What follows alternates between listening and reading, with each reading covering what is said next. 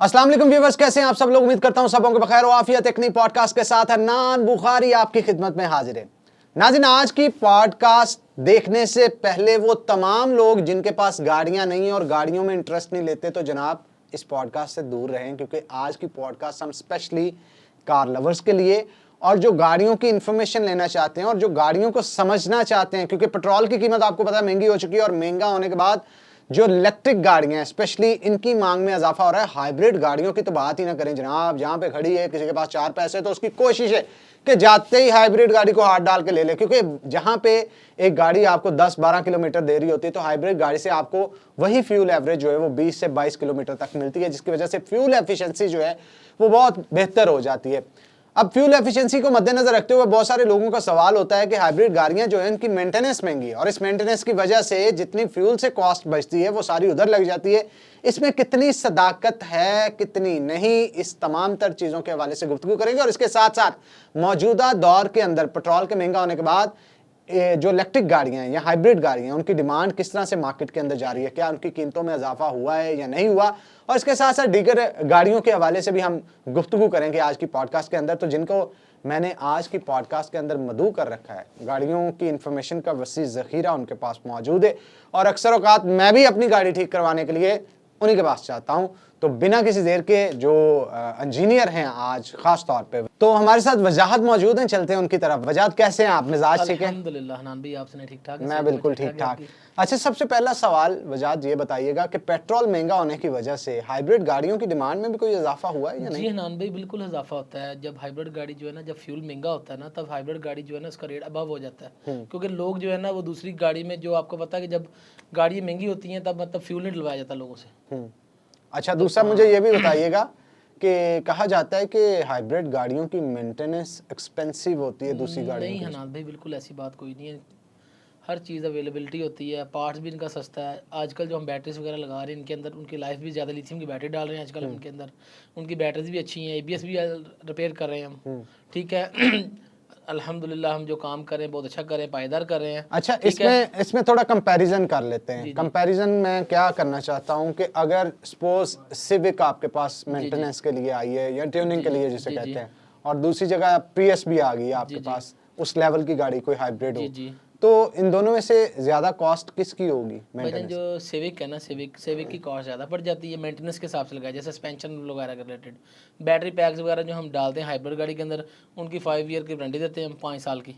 5 साल में कोई इशू हो बैटरी को, हम उसके जिम्मेदार होते हैं। ट्यूनिंग किसकी महंगी होती है? ट्यूनिंग सिविक की महंगी होती है, हाइब्रिड की जो है वो सस्ती ट्यूनिंग है। हाइब्रिड का सामान भी सस्ता है, बैटरी एबीएस निकाल के बकाया चीज़ें उसकी सस्ती हैं, बॉडी पार्ट्स भी सस्ता है, सस्पेंशन का पार्ट भी सस्ता है, गाड़ी मिसाल लग भी गई है कहीं से, वो भी इसका सस्ता काम हो जाता है। ये लोगों का कंसेप्ट बना हुआ है कि लोग कहते हैं कि जी हाइब्रिड गाड़ी महंगी है। महंगी वो लोग करते हैं जिनके पास नॉलेज नहीं है या जिनको पता नहीं काम का।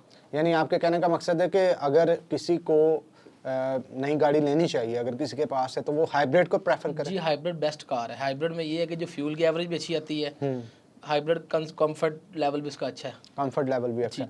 अच्छा, हाइब्रिड गाड़ियां मार्केट में बहुत सारी आ चुकी हैं। जापान की भी हैं, चाइना की भी हैं कुछ, और इसके अलावा टेस्ला तो प्योरली इलेक्ट्रिक कार्स भी दे रहा है। इसके अलावा बहुत सारी गाड़ियां जो कि हाइब्रिड आ रही हैं। मुझे ये बताएं कि हम रेंजेस के ऊपर गुफ्तगू करेंगे कि अगर किसी के पास 50 लाख है तो कौन सी ले, 60 लाख है कौन सी ले, 70 है तो कौन सी ले, 80 है तो कौन सी ले। सबसे पहले किसी की रेंज अगर 40 से 50 लाख है, क्योंकि 40 से 50 लाख मेरा ख्याल है वो रेंज है जिसमें कोई शख्स कल्टस ले सकता है। तो अगर इस रेंज में किसी के पास पैसे हैं तो वो कौन सी गाड़ी उसे प्रेफर करनी चाहिए? भाई अगर आपने हाइब्रिड गाड़ी लेनी है ना 40 से 50 लाख की रेंज में, आप प्रियस ले लें। 14-15 मॉडल आपको मिल जाना है 50 तक। अच्छा, 40 में आपको मिल जाएगा 12-13 मॉडल मिल जाएगा, कंडीशन ऑन कंडीशन, ठीक है। 50 में आपको 14-15 मॉडल गाड़ी मिल जाएगी ऑन कंडीशन, ठीक है। और अगर यही रेंज बढ़ जाती है 50 लाख से 1 करोड़ तक की रेंज हो, तो फिर कौन सी गाड़ी लेनी चाहिए? बहुत सारे लोग सोनाटा को भी प्रेफर करते हैं। सोनाटा जो गाड़ी है भाई, देखें सोनाटा का अपना लेवल है, हाइब्रिड गाड़ी का अपना लेवल है। सोनाटा की फ्यूल इकॉनमी और टाइप की है, जो हाइब्रिड गाड़ी की फ्यूल इकॉनमी बहुत अच्छी है। वो इजीली आप 20+ एवरेज ले सकते हैं उनसे आप। तो इट डिपेंड्स कि अगर आपको गाड़ी पसंद है, सोनाटा की शेप पसंद है या सिविक की शेप पसंद है, तो फिर आप उसे लेते जी हैं। वो सही और अगर आपने फ्यूल एफिशिएंट गाड़ी लेनी जी। है, कंफर्ट के लिहाज से लेनी है, तो उसके वो लिए फिर आपकी आप जेब के हिसाब से है। बिल्कुल जेब के हिसाब से। मुझे ये बताइएगा, एक मिथ पाई जाती है कि इलेक्ट्रिक गाड़ियों में लिथियम की बैटरी रखवाई जाती है। जी जी। वो कहा जाता है कि बड़ी खतरनाक होती है, फट भी जाती है, आग भी लग जाती है गाड़ी में। हनान भाई, जो इलेक्ट्रिक गाड़ी ना, मिसाल है कि हमारी हाइब्रिड गाड़ी में हम लिथियम की बैटरी रखते हैं, उसमें ना हमने इसकी प्रॉपर इसकी फिटिंगें बनाई हुई हैं, प्रॉपर इसका वेंटिलेशन सिस्टम बनाया हुआ है इसके अंदर। उससे ये होता है कि इससे खतरा कोई नहीं होता, किसी चीज़ का इशू नहीं होता। मॉड्यूल शेड्यूल लगे हुए हैं इसके अंदर, बैटरी का प्रॉपर सिक्योर सिस्टम लगा हुआ है। अब जो हमारे आफ्टर मार्केट बंदे ये काम करते हैं कि बैटरी को तारे लगा के जोड़ देते हैं, उससे होता है कि बैटरी का ब्लास्ट हो जाता है। अमूमन आपने वीडियोज़ वगैरह देखे होंगे कि बैटरी के पीछे आग लग गई। वो यही वजह होती है कि वो लो पैसों में चीज़ें डलवा लेते हैं, जिसकी वजह से वो परेशान होते हैं वो लोग। फिर वो कहते हैं कि हाइब्रिड बैटरी ठीक नहीं है, गाड़ी हाइब्रिड ठीक नहीं है, हाइब्रिड बैटरी गाड़ी काम निकालती है, वो करती है। फिर लोगों के कई कंसेप्ट होते हैं सवाल के। लेकिन यहाँ पे सवाल मेरा ये है कि जो गाड़ी में बैटरी बेचती है कंपनी, वो भी लिथियम की होती है? जो नई मॉडल्स में है ना, वो लिथियम आई है, वो प्रॉपर फिटिंग में होती है बैटरी। और पुराने जो मॉडल्स के पुराने अंदर, मॉडल है उनमें निकल मेटल बैटरी आई है, उसकी लाइफ बहुत कम होती है। तो फिर क्या आप जो गाड़ियों के अंदर लिथियम पुरानी गाड़ियों के अंदर फिट करते हैं बैटरी, जी। उनका सिस्टम नई गाड़ियों जैसा जी होता जी है? बिल्कुल नहीं, जो गाड़ी जैसा होता है उसका सिस्टम। इस वजह से वो आग से बचे जी रहते जी, हैं? वो हम जो काम करते हैं ना, उसकी प्रॉपर फिटिंग होती है, आपकी गाड़ी के अंदर इंस्टॉल की है, वो माशाल्लाह अच्छी चल रही है, आपको पता ही है। जो हम करते हैं, मकसद कहने का ये कि जो हम चीज़ डाल के देते हैं कस्टमर को अच्छी डाल के देते हैं। मार्केट से रेट हमारा थोड़ा ज़्यादा होता है, मगर ये कि हम प्रॉपर काम करते हैं, लॉन्ग टर्म काम करते हैं जो चीज़ होती है। आग पड़ने की वजह क्या है हाइब्रिड गाड़ियों आग को? पड़ने की वजह यही है ना भाईजान, जब वो बैटरीज वगैरह जो दूसरी लिथियम की डालते हैं ना, उनमें वेंटिलेशन सिस्टम नहीं होता हवा का, जिसकी वजह से ओवर टेम्परेचर होकर वो बैटरी फट जाती है। यानी ओवर टेम्परेचर जी होकर जी बैटरी जी फट जी, उसकी जाती है। प्रॉपर वेंटिलेशन नहीं होती। कोई गाड़ी में ऐसा सिस्टम होता है कि अगर बैटरी हीटअप हो रही हो तो गाड़ी को पता चल जाए? जी जी, गाड़ी सिम्टम देती होती है, गाड़ी अपने सिम्टम करती है, गाड़ी इश्यूज करती है, गाड़ी एरर्स देती है। अक्सर लोग हमारे वो बैटरी के तार उतार तार के डिसाइड करते रहते हैं उसको, जिसकी वजह से एक लिमिट के बाद जो है ना, फिर वो ब्लास्ट होने का खतरा होता है। तो ये ब्लास्ट कितना खतरनाक होता खतरनाक है? आग पड़ती है या प्रॉपर ब्लास्ट होता है? प्रॉपर कुछ तो ऐसे भी होता है कि लोगों ने ना मॉड्यूल्स वगैरह के अंदर ना रेजिस्टेंस वगैरह लगाई होती हैं, अच्छा। बाईपास के लिए। बैटरी वीक होती है और वो फिर एक टाइम के बाद ब्लास्ट भी होती है पीछे से बैटरी। आपने वीडियोस वगैरह देखी होंगी, अक्सर प्रियस वगैरह की आग लगेगी पीछे, वही सिस्टम होता है।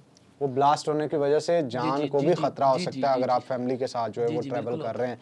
अच्छा, एक चीज होती है हमारे यहाँ, एक मिथ पाई जाती है, गड्डी लेनी है ना तो सब तो पहले उसकी माइलेज चेक करो। जी जी कितनी चली है? 1.5 लाख किलोमीटर चली है, लाख किलोमीटर चली है, 50,000 चली है, और उसकी कीमत भी तब ही डिसाइड की जाती है जी जी, माइलेज के हिसाब से। माइलेज के हिसाब से। बहुत सारे लोग होते हैं मीटर को रिवर्स करवा लेते हैं। अगर कोई बंदा गाड़ी खरीदने जा रहा है, वो कैसे पता चला सकता है कि इसका मीटर रिवर्स हुआ है या ना नहीं? हनान भाई, इसका तरीका ये होता है, फर्स्ट ऑफ ऑल तो आप चेक करें इसकी बॉडीज़। सेकंड नंबर पे आप इंटीरियर जब चेक करेंगे ना, अपना इंटीरियर वगैरह का जो लेदर होता है, वो आपको बताएगा। जहाँ पर हाथ लगते हैं, स्टीयरिंग पे लगते हैं, लेट्स सपोज आपके इंटीरियर पे किसी जगह पे हाथ लगते हैं, वो बताती है गाड़ी, अपनी शाइन बताती है। जो कम चली होती है ना गाड़ी, वो अपना बताती है अंदर बैठ के खुद ही। मीटर बैग भी हो ना, आपको गाड़ी अंदर टेक्निकल तरीके से पता चलवाया जा सकता है कि इस गाड़ी का मीटर रिवर्स हुआ है या नहीं? भाईजान बात पता क्या, आजकल जदीद सिस्टम है, लैपटॉप लगा के भी मीटर बैग हो जाते हैं। अच्छा, हाँ जी, लैपटॉप लगा के मीटर भी बैग होते हैं। यानी मार्केट ने रही है, नहीं रही है। ਤੁਸੀਂ ਟਾਰਚ ਲੈ ਕੇ ਨਿਕਲਣਾ ਤੇ हाँ जी, ਆਪੀ वो आप रोशनी लैपटॉप पापा चेक लगा करना। के इनके मीटर भी बैक हो जाते हैं। उसकी वजह से जो है ना, आप डायग्नोज बता नहीं सकते। इसका सिंपल सा हल ये, एक बॉडी की कंडीशन आप खुद चेक कर लें। बॉडी अगर जेन्युइन अंदर से इंटीरियर आपका साफ विटामिन की गाड़ी ठीक है। उसके अलावा आपको पता है कई उस्ताद हैं जो बड़े बड़े काम करते हैं। इंटीरियर बाजू का चीज़ें जो डैमेज हो वो चेंज भी हो जाती हैं। जी जी, हनान भाई पता क्या बात होती है, ज़्यादातर जो लोग होते हैं ना, बेचने वाले जो होते हैं बंदे, जो अच्छी गाड़ी बेचते होते हैं, वो मतलब उनका रेट भी अच्छा होता है, ठीक है ना, वो चीज़ भी बेचते हैं महंगी करके। ठीक हो गया। आपको पता है शोरूम का सिस्टम ऐसे है, हर चीज़ लोग बेचते, नॉन जेन्युइन चीज़ करके बेचते, होती नॉन जेन्युइन है। बकाया आपको पता है कि दुनिया है। वजह साहब मुझे ये बताएं, ईवी गाड़ी को प्रेफर करते हैं आप जो कंप्लीट इलेक्ट्रिक है या फिर हाइब्रिड को? भाईजान एज अ कंपेयरिंग किया जाए ना, ईवी जो कार है ना, ईवी कार, वो लोकल के लिए ज़्यादातर है। मतलब शहर के अंदर अंदर शहर के चलाने? अंदर अंदर आपने रखनी है तो ईवी कार रख लें। ठीक है। लॉन्ग के लिए ठीक नहीं है। आप मसाला जा रहे हैं कहीं भी, अब इस्लामाबाद जा रहा है कोई इस्लामाबाद जा रहे हैं। अभी पिछले दिनों में एक वीडियो देखा बंदे की, एक उसने लगाई थी वहां पर सर्विस एरिया पे ना गाड़ी चार्जिंग के लिए, लाइट चलेगी। अब लाइट चलेगी है, वो क्या करे बताएं? इतनी महंगी करोड़ की गाड़ी लेके बंदा फिर रास्ते पे खड़ा हो, ये तो फिर हाँ, इरिटेट बेहतर ये है कि वो ईवी कार जो है लोकल के लिए बेस्ट है, बाकी लॉन्ग के लिए हाइब्रिड गाड़ी बेस्ट कार है। ठीक है। एज अ कंपेयरिंग भी किया जाए ना, आप मिसाल है कि बैटरी और ईवी और हाइब्रिड से कंपेयर करते हैं, आप इसको डिवाइड करें ना, मिसाल है कि 40 किलो वाट की बैटरी है, आप यूनिट के हिसाब से भी डिवाइड कर लें तो हाइब्रिड का और इतना फ़र्क 19-20 का रहता है। अच्छा, हाँ जी, तो मतलब ज़्यादा फिर प्रेफर जो है वो हाइब्रिड का ही है, मगर ईवी में ये होता है कि डिस्क पैड कम उड़ते हैं, इंजन ऑयल चेंज नहीं करना पड़ता, उसकी मेंटेनेंस कॉस्ट ठीक है, कम है। मेंटेनेंस कम हो जाती है, मगर ज़्यादातर जो लाइफ ज़्यादा है ना, वो ज़्यादा लाइफ है हाइब्रिड गाड़ी की। लेकिन ईवी की अगर दूसरी ड्रॉबैक्स में देखा जाए तो इसे रीसेल वैल्यू इसकी बिल्कुल खत्म हो जाती है जब बेचना। बिल्कुल खत्म। यानी आपने 2 करोड़ की गाड़ी ली है तो वो बाद में करोड़ की भी नहीं बिकती। ये बात दुरुस्त है? इसी तरह ही है, ये दुरुस्त है बात। जी जी। अच्छा, चले ईवी के ऊपर मजीद गुफ्तगू करते हैं। मुझे ये बताइएगा, ईवी में 2 कंपनीज ऐसी हैं जिन्होंने दुनिया की मार्केट के अंदर तहलका मचाई हुई है, एक BYD और दूसरा है टेस्ला। पाकिस्तान में ज्यादा प्रेफर BYD को किया जाता है, ऐसा क्यों है? हनान भाई, जो BYD गाड़ी है ना, उसका एक तो पार्ट्स मिल जाता है, ठीक है, पाकिस्तान में ही, ठीक है, इजी टू एक्सेस है। और जो दूसरी टेस्ला है ना, टेस्ला का जो भी काम है ना, उसका बाहर से आउट ऑफ कंट्री से पार्ट्स मंगवाना पड़ता है, ठीक है, लाइक जैसे दुबई, इंग्लैंड वगैरह। महंगा भी होगा? जी, वो महंगा भी होता है, बिल्कुल महंगा होता है। यानी अगर आपके पास 2 करोड़ है तो 2 करोड़ में टेस्ला आपको खरीदने के बाद भी महंगी पड़ेगी, BYD आपको खरीदने के बाद उसकी मेंटेनेंस कॉस्ट BYD अच्छी गाड़ी है, BYD जो है ना टेस्ला के कंपेयरिंग में अच्छी है। अच्छा, चले, ये तो मेंटेनेंस की बात होगी। अब एवरेज की बात करते हैं। एवरेज किसकी ज्यादा अच्छी है? टेस्ला की? BYD की। उसमें भी BYD आ गया? BYD की लॉन्ग रेंज है उसकी। क्या रेंज है एक्सपेक्टेड? अगर उसके शार्क जो अच्छे मॉडल जो है ना, उनकी तकरीबन 900 और 1000 तक उसकी रेंज आती है। और टेस्ला में आई थिंक 600-700 जाती है। 600-700 यानी 300 किलो। जी जी, यानी 300 किलोमीटर के करीब जो है इसकी रेंज। जी जी, टेस्ला वही ना, से जब एसी चलते हैं ना, एसी के साथ इनकी और एवरेज गिर जाती है और रेंज गिर जाती है इनकी।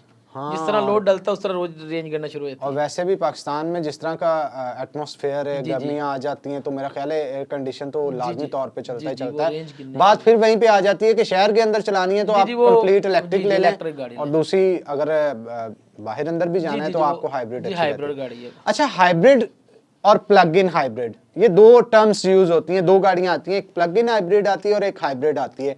इन दोनों में से बेहतर कौन है? सपोज हम प्रियस की ही बात कर लेते हैं। प्रियस और इसके साथ साथ दीगर मॉडल्स भी आते हैं बहुत सारी गाड़ियों में जो हाइब्रिड है, उनमें वो एक मॉडल प्लग इन हाइब्रिड का भी देते हैं। ये प्लग इन हाइब्रिड होता क्या है और इन दोनों में से बेहतर कौन सी गाड़ी होती है? इस पे जरा। हनान भाई, जो होती है ना हाइब्रिड गाड़ी, उसमें जो बैटरी होती है ना, बैटरी मिसाल है कि प्रियस में बैटरी एक लगी है, उसमें 3 बैटरी होती हैं प्लग इन हाइब्रिड में, ठीक है।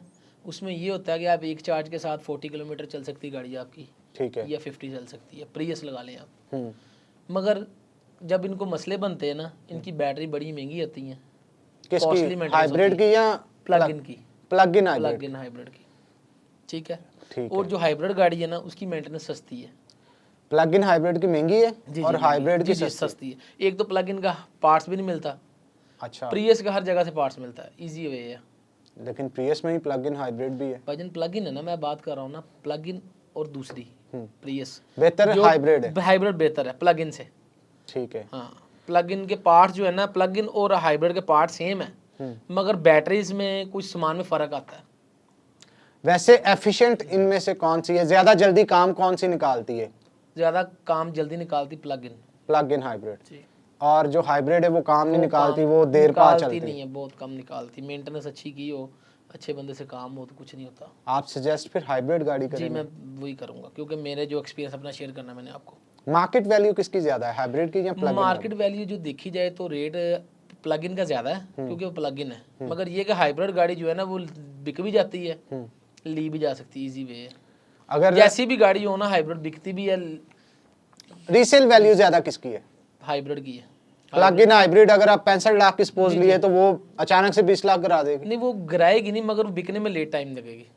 मतलब लोग ज्यादा पसंद नहीं ज्यादा पसंद नहीं करते। लोग कहते हैं कि वो चीज़ लें जो बिक भी जाए, जो ड्यूरेबल हो। जी जी, ठीक हो गया।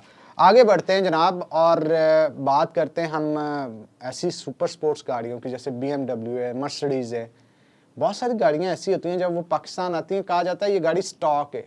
ये स्टॉक होता क्या है और बहुत सारे लोग उनको भगाने की वैसे कोशिश करते हैं, लेकिन वो परफॉर्मेंस नहीं दे पाती। 6500, 6000 या 5000 सीसी गाड़ी होती है, लेकिन भागने में वो परफॉर्मेंस नहीं मिल रही होती। हनान भी इस तरह होता है कि जो कंपनी ने गाड़ी भेजी होती है ना, स्पोर्ट्स कार या जो भी गाड़ी स्टॉक भेजी होती है, उसको भी हम इनको ट्यून करते हैं।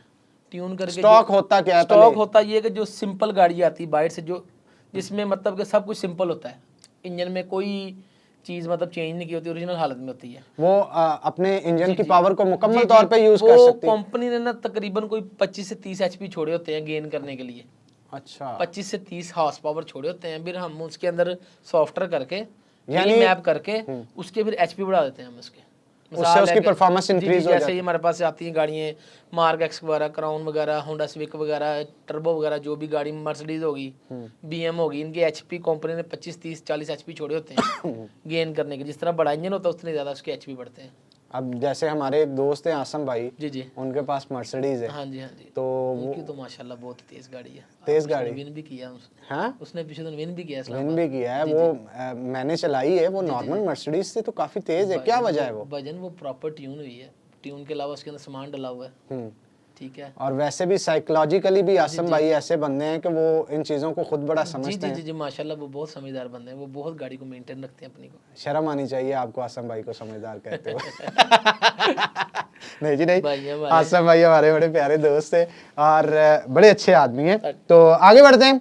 मुझे ये बताइएगा कि जहाँ पे बात की जाती है V8 की, जी हमारे यहाँ एक कॉन्सेप्ट पाया जाता है कि V8 गाड़ी लेनी है तो भाईजान सीधा करोला के V8 ZX की तरफ चले जाएं। आपके पास 10 करोड़ है, 15 करोड़ है, तो हर एक दी कोशिश होती छाल मार के वही ले जाए। लेकिन इसके साथ साथ निसान नवारा है, कम पैसों में भी है, परफॉर्मेंस भी बहुत अच्छी है। लेक्सिस 570 थोड़ा अबव चले जाती है, और इसके साथ साथ रेंज रोवर भी है। रेंज रोवर भी कम पैसों के अंदर आपको अच्छी गाड़ी मिल जाती है। लेकिन इसके बावजूद ZX की तरफ लोग क्यों भागते हैं? ये हनान भाई हमारे कंसेप्ट बना हुआ है पाकिस्तान में खासकर कि मैं बहना दे लैंड क्रूजर से बहना, ठीक हो गया। बाकी देखा जाए तो जर्मन में बड़ी अच्छी रेंज है, पोर्शे वगैरह होगी, रेंज रोवर होगी, वो भी इसी पैसों में। हाँ जी, बहुत अच्छी गाड़ी हैं। आप देखेंगे इस्लामाबाद की तरफ, लाहौर की तरफ गाड़ियाँ बड़ी बड़ी प्यारी गाड़ी हैं जो लोगों ने रखी है, ठीक है ना। वो गाड़ियाँ अच्छी भी हैं, मतलब कम माइलेज में हैं गाड़ियाँ। अब ये हमारा कंसेप्ट बना हुआ है लोगों का लैंड क्रूजर वगैरह पे, वो फिर आपको पता है फिर चल रहा है सिस्टम। वो मेंटेनेंस कॉस्ट किसकी कम है इनमें से? मेंटेनेंस कॉस्ट देखा जाए ना, जो जर्मन गाड़ी होती है ना, जर्मन गाड़ी अगर कम माइलेज वाली गाड़ी है ना, तो उसमें उसकी मेंटेनेंस भी कम है। अगर हम बात करें ZX की, रेंज रोवर की, निसान निवारा की, और इसके साथ साथ लेक्सिस 570 की, इनमें से जो कम जो मेंटेनेंस जो जिसकी मतलब मुनासिब मेंटेनेंस वो क्रूजर की है, लैंड क्रूजर ये ZX जो है, इसी वजह से प्रेफर ज़्यादा उसे किया जाता है। अच्छा वजाद, ये बताइएगा पाकिस्तान की सबसे महंगी गाड़ी फैसलाबाद के अंदर मौजूद है, लैम्बोर्गिनी रिवोल्टो, और पासवान ग्रुप ऑफ इंडस्ट्रीज के पास वो गाड़ी है। कहा जाता है कि 68 करोड़ रुपए की लगभग वो गाड़ी है। इतनी महंगी क्यों है? क्या है उसमें जिसकी वजह से वो इतनी महंगी गाड़ी है और पाकिस्तान की सबसे महंगी? हनान भाई पहली तो बात ये है कि लैम्बोर्गिनी का ब्रांड है। दूसरे नंबर पे वो top of the line model है उनके पास जो उन्होंने परचेज किया है, ठीक है ना। 6.5 लीटर है, ठीक है, 6500 सीसी जी 65 सीसी गाड़ी है, ठीक है। 2.50 to 100 सेकंड लेती है, ठीक है ना। यानी 0 से 100 पे जाने में जस्ट 2.5 सेकंड के अंदर। जी बड़ी तेज गाड़ी है फिर तो। माशाल्लाह वो गाड़ी भी, उसकी मेंटेनेंस भी यहाँ से नहीं होती, वो बाहर से होती है, दुबई से ही। यानी अगर ये गाड़ी आप लेंगे पाकिस्तान में चलाएंगे तो इसकी जब ट्यूनिंग या मेंटेनेंस करवानी दुबई भेजनी पड़ेगी, क्योंकि यहाँ पर इसका ऐसे मैकेनिक कोई है ही नहीं है जिसको काम करे, क्योंकि इसके प्रोफेशनल मैकेनिक है जो दुबई में जाती हैं गाड़ियाँ। तो ये पोर्ट से लोड करवाते हैं? जी पोर्ट से लोड करवाते हैं। सुनने में ये आया कि ये पहली जो लैम्बोर्गिनी उनका भी काम ये उधर से करवाते रहे, दुबई से ही। लैम्बोर्गिनी अवेंटाडोर, जी अवेंटाडोर का जो FD1 उनकी है। हाँ, उसको नंबर भी FD1 यानी फैसलाबाद 1 ही नंबर उसको लगवाया है। और अब लैम्बोर्गिनी अवेंटाडोर के बाद लैम्बोर्गिनी रिवोल्टो जो है उन्होंने नेक्स्ट मॉडल जो लेटेस्ट है उसे मंगवाया। तो अब इसकी भी मेंटेनेंस दुबई से। अच्छा, दुबई को ही क्यों चूज किया जाता है? दुबई तो फर्स्ट ऑफ ऑल तो वो नियर बाय पड़ता है, शिपिंग कॉस्ट कम होती है। और इसके अलावा यूके वगैरह, अमेरिका वगैरह भी वो भेज तो सकते हैं, उनका मसला कोई नहीं, मगर ये है कि वो शिपिंग कॉस्ट बढ़ जाएगी, दूर पड़ता है। मगर ये है कि दुबई में इजी वे है, फिर आपने अमेरिका या यूके भेजना है तो ऑटोमेटिकली इसकी शिपिंग कॉस्ट भी बढ़ेगी और दिन भी ज़्यादा लगेंगे। अच्छा, ये पॉसिबल नहीं कि गाड़ी को उधर भेजने के बजाय आप मैकेनिक को इधर मैकेनिक देखे ना, अब उन्होंने हायर करना है, मैकेनिक आना है, उसको रखना है, उन्होंने इसको पैसे पे करने हैं, बहुत मामला लंबा हो जाता है, उसकी देखभाल करनी है। ठीक है, यानी मैकेनिक को वैसे भी आप बुलाएंगे तो कंपनी से अपॉइंटमेंट लेने पड़ेगी। बिल्कुल। और यहाँ पे फिर वो उसने टूल्स वगैरह भी लेके आने हैं, वो भी सारा खर्चा होगा। तो बेहतर यही समझते होंगे कि बस जो करीब फैक्ट्री है या उनकी आउटलेट है दुबई के अंदर, वहाँ पे गाड़ी को भेज दिया जाए। बिल्कुल बिल्कुल ठीक हो गया। तो आगे बढ़ते हैं जनाब, मुझे ये बताइएगा कि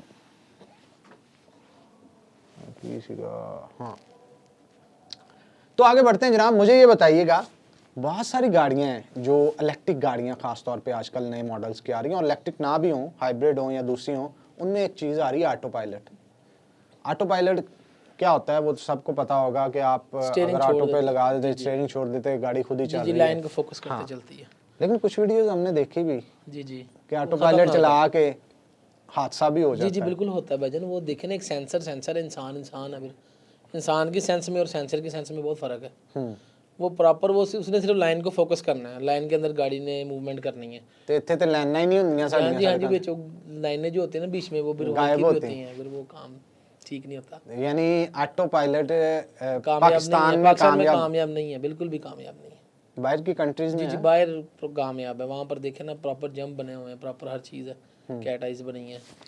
तो इसलिए ਜਿਹੜੇ ਸ਼ੌਕੀ ਮਾਰ ਰਹੇ ਹੁੰਦੇ ਮੋਟਰਵੇ ਤੇ ਜਾ ਕੇ ਆਟੋ ਪਾਇਲਟ ਤੇ ਲਾ ਕੇ ਵੀਡੀਓਜ਼ ਬਣਾ ਰਹੇ ਇੰਜ ਕਰਕੇ ਲੰਮੇ ਪਏ ਆ ਗੱਡੀ ਤੇ ਹੈ ਤੇ ਗੱਡੀ ਚੱਲ ਰਹੀ है, शो कर रहे हैं कि भाईजान नहीं, सॉफ्टवेयर अपडेट भी होंगे ना। यानी कि आप डकी भाई की बात तो नहीं कर रहे हैं, समझ जाए जिसकी भी बात कर रहे हैं। अच्छा चले ठीक हो गया, चाहिए नहीं, असूल के खिलाफ है। हाँ, लेकिन यहाँ पे जो वजाहत आपको सजेस्ट करें कि ऑटो पायलट का इस्तेमाल आप ना करें। अच्छा, ऑटो पायलट जो पार्किंग है वो भी खुद कर लेता है? नहीं, वो काम ठीक नहीं है, वो भी गड्डियां बजदियां मैं देखियां वीडियोस, बजती हैं, बिल्कुल बजती हैं। यानी आपको ऑटो पायलट पे भरोसा नहीं करना चाहिए। भाईजान बिल्कुल, वो खुली जगह हो वहाँ पर आप कर लें, अपना शौक पूरा कर लें बस। अदरवाइज आप रश में गए, मैंने लगानी है, वो फिर काम नहीं होता भाई। ठीक हो गया। तो मुझे ये बताइएगा, एक छोटा सा सेगमेंट है हमारा जिसमें मैं कोई 2 गाड़ियों का नाम लूंगा, आपने उसमें से किसी एक को चूज करना है। पहले छोटी गाड़ियां, फिर एसयूवी और देन सेडान के ऊपर हम जो है वो डिस्कशन करेंगे। तो सबसे पहले आल्टो या कल्टस? कल्टस या पिकांटो? कल्टस या वैगनार? कल्टस या N1? N1 या हसलर? N1 या मोगी? N1। ओके जी, N1 यानी कि छोटी गाड़ियों में से फिर विन की है। ठीक है, आगे बढ़ते हैं जनाब, मुझे ये बताएं, होंडा सिटी या XLI? होंडा सिटी या GLI? होंडा सिटी या ग्रैंडी या सिविक? ग्रैंडी। अच्छा, सिविक से भी आप प्रेफर ग्रैंडी को कर रहे हैं? अच्छी गाड़ी है, ग्रैंडी में फॉल्ट कम आते हैं, ग्रैंडी में मसले मसाइल कम आते हैं, लेकिन महंगी ज्यादा सिविक है, ऐसा क्यों? महंगी को कंसेप्ट छोड़ें, आप देखें ड्राइव को स्मूथली। बेहतर कौन सी है? ग्रैंडी। ओके, ग्रैंडी या सोनाटा? सोनाटा या मार्क एक्स? अगर मैं देखना चाहूँ तो मुझे तो मजेदार मार्क एक्स लगती है। अच्छा, आप सोनाटा से ज्यादा प्रेफर मार्क एक्स या लवर कार है? हाँ, लवर कार है। ठीक हो गया जनाब। हालांकि मॉडल बड़ा पुराना है लेकिन पायदार है, मैंने बेची भी है ना। अच्छा, तो मुझे बड़ा मजा आता था उसमें। चले, मार्क एक्स या एलांट्रा? Mark x. लें जी, फिर मार्क एक्स ये जंग जो है वो जीत गई है। तो आगे बढ़ते हैं जनाब, अब बारी है एसयूवीज की। किया स्पोर्टेज या ट्यूसन? किया स्पोर्टेज या एमजी? किया स्पोर्टेज या करोला क्रॉस यारिस? किया स्पोर्टेज से अच्छी है वो जी। ठीक है, करोला क्रॉस या किया कार्निवल? करोला क्रॉस या फिर किया सोरेंटो? करोला क्रॉस या फिर ओशान? हाइब्रिड गाड़ी, ये कंफर्टेबल है एसयूवी में। भाई ये कुछ ज्यादा ही आप इस पे हाइब्रिड गाड़ी में ना कॉन्फिडेंट है। जी हाइब्रिड गाड़ी कंफर्टेबल भी है ना। चलें जी, करोला क्रॉस यारिस या ग्लोरी? माफ कर दो, जो गाड़ी है करोला क्रॉस अच्छी है। ग्लोरी की दफा माफी क्यों मांगी आप? भजन वो बहुत बड़ा दुख है, जिसके जनाजा पास है? भी है दुखी है। जनाजा है वो। हाँ जी। अच्छा, ये वो वाला जनाजा नहीं जिन्हों कहते इन लाहौर लाइयो, लाहौर इन्हें इन्हें नहीं बचना, बचना। चले जी, जितने भी लोगों के पास ग्लोरी है ना, वो फिर जरा सोच समझ के इसे रखे। मेंटेनेंस कॉस्ट इसकी ज्यादा है या कम है? वजन 5 के 6 लाख का गेयर ही है इसका, जोड़ा रहता है। ला भाई आप रिसेंटली तो किसी ने इसमें इंजन भी डाला था, वो मेरी मार्केट में गाड़ी आई थी, उसके अंदर एक्सएलआई का इंजन डाला था एक बंदे ने ग्लोरी के अंदर। जी जी जी जी जी, ये हालात आ गए इनके अब। ओ भाई बचें फिर इससे जितना हो सकता है। अच्छा मुझे ये बताएं, हाइब्रिड गाड़ी जो सेडान है या एसयूवी बेहतर है? इन दोनों में से कौन सी हाइब्रिड गाड़ियां बेहतर हैं? भाई हनान भाई, बात आती पैसे की। आपके पास जितने पैसे होने हैं आपने उतने खर्चने हैं, ठीक है ना? बिल्कुल ऐसे ही। जिन्होंने कहते जिन्ना गुड़ पाना उन्ना मीठा। और ना मीठा, हाँ जी। तो मिठा बहुता एसयूवी चाहिए या देखो जी गल ये है कि मिठा हूँ जिन्ना मर्जी पाइयो तुसी। आपकी नज़र में बेहतर कौन सी? बेहतर मेरी नज़र में तो देखें, अगर आपके पास पैसे हैं ठीक है तो आप ऊपर वाले मॉडल लें। एसयूवी की तरफ जी जी, एसयूवी में आए, हाइब्रिड में आए। अगर उसमें नहीं आना तो आप उससे ऊपर आ जाएं।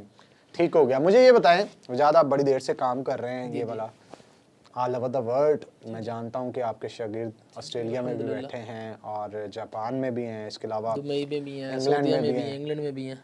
तो बहुत सारे लोग जब फंसते हैं किसी चीज़ पे आपसे पूछते तो होंगे जी कि जी, हमारा इस हनान मसले को भाई- कैसे हल किया जाए। हनान भाई, हमारा जो काम है ना, प्रोग्रामिंग का भी है, सॉफ्टवेयर का भी है। ऑल ओवर वर्ल्ड जो गाड़ियाँ कुछ खड़ी होती हैं हम फिर उनको ऑनलाइन भी करते हैं।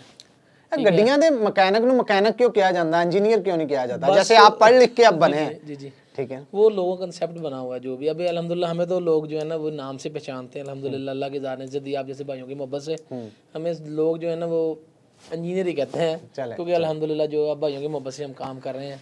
चलें जी, इसी तरह आप कामयाब रहें और गाड़ियों का सिस्टम जो है वो आगे बढ़ता रहे। हम एक ना कोशिश करेंगे नाज़रीन आगे मज़ीद भी, क्योंकि बहुत सारे लोग होते हैं, बहुत सारे सवालात उनके होते हैं। कमेंट सेक्शन में आप भी अपने सवालात जो है वो लिखिएगा, मैं कोशिश करूँगा ऐसे वक्तन फ़वक्तन सेगमेंट्स जो है वो वजाहत के साथ करता रहूँ गाड़ियों के हवाले से। अगर कोई क्यूरीज आती हैं, कोई लोगों की डिमांड्स आती हैं, तो उसमें ये होगा कि लोगों को इन्फॉर्मेशन ज़्यादा से ज़्यादा हम देने की कोशिश करेंगे ताकि उनको कोई भी चीज़ को चूज़ करने के लिए या सिलेक्ट करने के लिए ज़्यादा मुश्किल का सामना ना करना पड़े।